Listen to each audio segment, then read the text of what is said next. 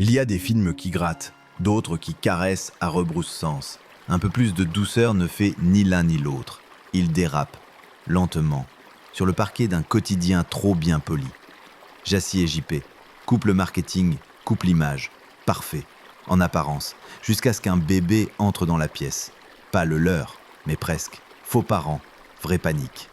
Joshua Rousse, déjà derrière Semisoé 2012, revient en tendant un miroir flou à l'époque. On vend la parentalité comme un slogan, et on finit par l'habiter comme un costume qui sert. Un peu plus de douceur, c'est une pub de couche qui suinte l'angoisse sociale, sous le vernis, des rires gênés, des attentes écrasantes, des statuts LinkedIn à maintenir, pas d'émotion vraie, mais une mise en scène du bonheur, trop nette pour être sincère.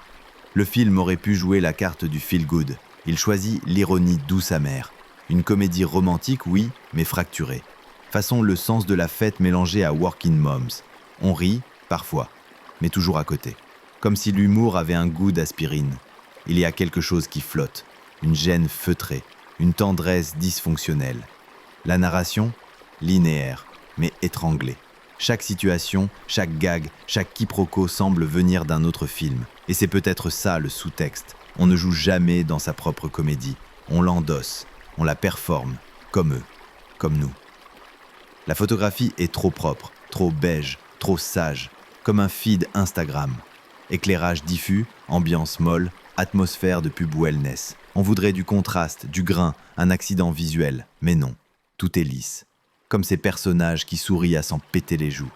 Annelle Alexander joue Jassy comme une influenceuse sous pression. Nico Panaggio, en JP, semble parfois chercher une sortie de secours invisible. Les deux sont justes, mais figés, comme si le cadre social les empêchait d'exister vraiment. Les regards en disent plus que les dialogues, et c'est dans les silences, dans les micro-ruptures, que le film trouve son étrangeté. Et la musique, peu présente, ou plutôt fonctionnelle, elle comble, elle arrange, mais ne trouble jamais. Là encore, tout est contrôlé, rien ne déborde, pas de dissonance, pas de surprise, une berceuse bien huilée. Mais c'est justement ce calme qui dérange, car derrière les couches, les biberons, les pitch marketing, il y a une douleur sourde, celle d'un couple qui ne veut pas de cet enfant-là, mais qui en simule l'amour, comme on simule une campagne. Faux lien, vrai vide. Un peu plus de douceur ne dit jamais ce qu'il pense, il le laisse transpirer. Par les rires faux, par les gestes automatisés, par cette incapacité à savoir ce qu'on ressent vraiment. C'est là le propos. Et si notre époque était une performance parentale sans fin, un selfie avec un bébé qui pleure hors champ,